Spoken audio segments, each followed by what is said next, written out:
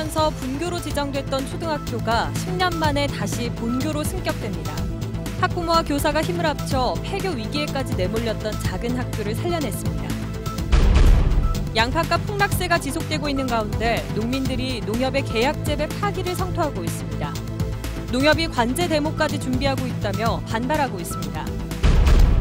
순천 곡성 보궐선거가 사자구도로 치러질 가능성이 높습니다.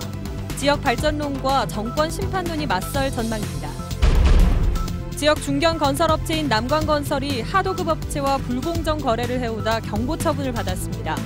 하도급 대금을 법정 기한을 넘겨 지급했다 적발됐습니다. 여러분 안녕하십니까? 광주 MBC 뉴스데스크입니다. 인구가 줄어서 학교가 줄고 아예 없어지고 있다는 소식 자주 전해드렸던 것 같은데 오늘은 그 반대입니다. 광주 지산초등학교 북분교가 분교로 강등된 지 10년 만에 다시 본교로 승격됩니다. 학생 수가 크게 늘어서겠죠? 광주에서는 처음이라는데 비결이 뭘까요? 송정근 기자가 보도합니다.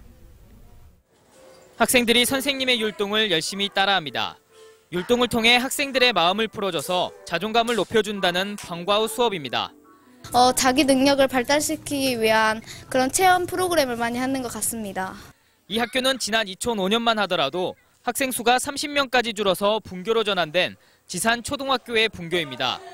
폐교 직전까지 내몰렸지만 분교로 강등된 지 10년 만인 내년 3월부터는 광주 북초등학교라는 본교로 제 이름을 되찾습니다. 학생 수가 크게 늘었기 때문입니다. 2006년 14명에 불과했던 전교생 수는 매년 증가해 작년에는 92명, 올해는 102명까지 늘어났습니다. 현재는 본교인 지산초등학교보다 학생 수가 41명이나 많습니다.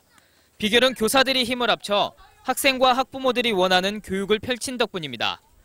다른 학교와 달리 일방적 수업을 하기보다 체험교육과 인성교육에 중점을 두자 입소문이 퍼졌고 먼 거리를 무릅쓰고라도 이 학교에 자녀를 보내겠다는 학부모들이 늘었습니다.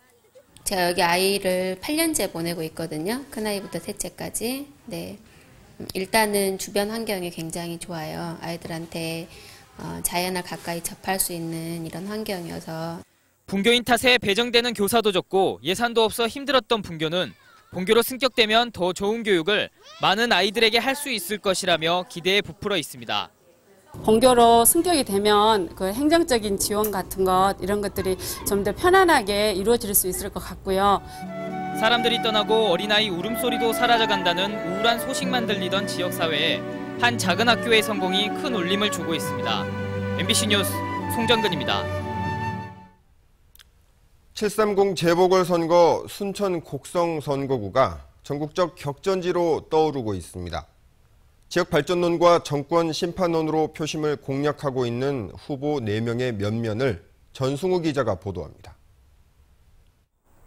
전국 격전지로 부상한 순천 곡성 보궐선거의 대진표가 확정됐습니다. 새정치연합의 후보로 서가번 전 의원이 선출되면서 선거전은 여야 후보 3명과 무소속 후보 간의 사자 구도로 짜여졌습니다. 이번 선거전은 누구도 쉽게 우세를 점칠 수 없는 혼전 양상이 예상되고 있습니다. 박근혜 대통령의 복심으로 불리는 새누리당 이정현 후보. 지역 발전론으로 지역주의 벽을 허물겠으며 호남에 예산 폭탄을 퍼붓겠다고 공언했습니다. 친노 직계로 본선 티켓을 거머쥔 새정치연합의 서가번 후보. 야당과 국민을 무시하는 불통 정권을 끝내고 정권 창출에 힘이 되는 일꾼이 되겠다며 정권 심판론을 내세웠습니다. 여기에 통합진보당 이성수 후보도 산단과 농촌을 중심으로 한 지지층을 바탕으로 지역구를 되찾겠다는 각오입니다. 구이승 후보가 탈당과 무소속 출마를 선언한 가운데 앞으로 이정현 후보가 자신의 고향인 곡성을 기반으로 순천에서 지지세를 얼마나 넓혀나갈지, 그리고 서가번 후보가 정치적 텃밭에서 정선 파행으로 빚은 야권 분열포를 봉합하고 여권 지지세를 어떻게 차단해 나갈지 막이 오른 이번 선거전의 최대 변수로 떠오르고 있습니다.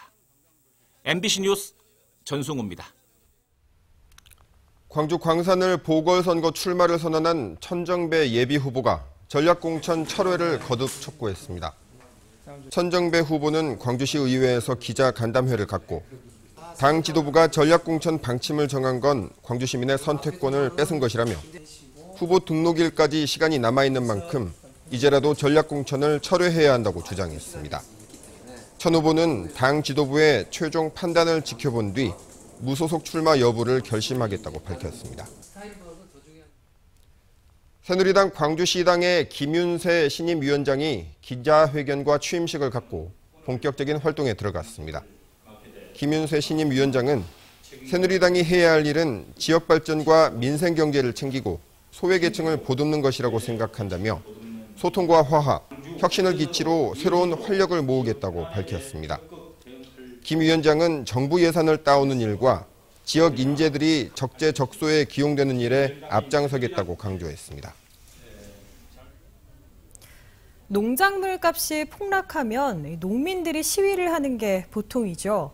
그런데 이 양파 값이 폭락했는데 농협에서 시위를 준비하고 있다고 합니다. 무슨 사정일까요? 신광하 기자가 보도합니다.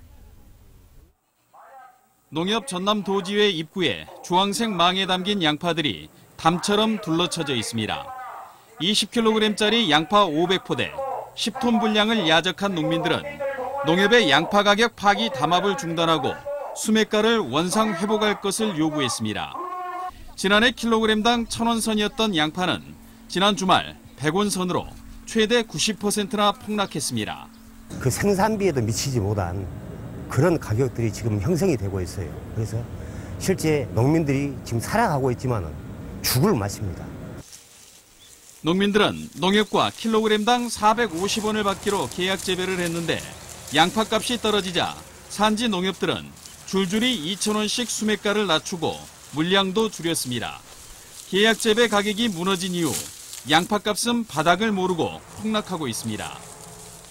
농민단체들은 양파값 폭락을 책임져야 할 농협이 자신들을 내세워 정책 자금을 더 받아내려는 상경 시위를 준비하고 있다고 말했습니다. 농민들은 다 죽는데 자기들은 7월 10일 대회에서 어떻게 됐든 올라가서 농민 대회랍시고 올라가가지고 자기들은 정책 자금 받고 이렇게 하기 위해서 가는 건데. 양파 주산지 농가의 분위기는 이미 흉흉해진 상태입니다. MBC 뉴스 신광하입니다.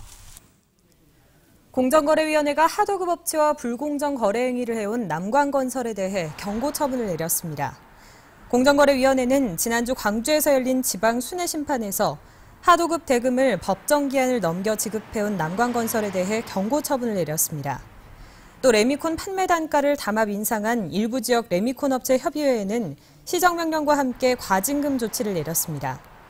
남광건설은 지난해 기준 시공능력 평가액이 1,000억 원이 넘는 광주 지역 5개 건설사 중 한 곳으로 최근 법정 관리를 신청한 상태입니다. 여수 남면 해역에 모해성 적조가 발생했습니다. 국립수산과학원은 여수시 남면 함구미 서쪽 해상에서 밀리리터당 15,000셀에서 27,500셀 밀도의 무해성 적조가 반경 7km의 긴 띠를 형성했다고 밝혔습니다. 수산과학원은 또 이번에 발생한 적조종으로 인한 수산 피해 사례는 아직까지 보고된 바 없다며 수온 상승과 일조량 증가 등의 영향으로 적조 밀도가 당분간 높아질 것으로 내다봤습니다. 환경단체들이 이명박 정권의 4대강 살리기 사업 중 하나인 영산강 사업에 대한 현장 조사를 벌입니다. 광주환경운동연합은 내일 다른 환경단체들 전문가들과 함께 영산강을 둘러보며 그동안 제기됐던 문제점들의 진행 상황을 점검할 예정입니다.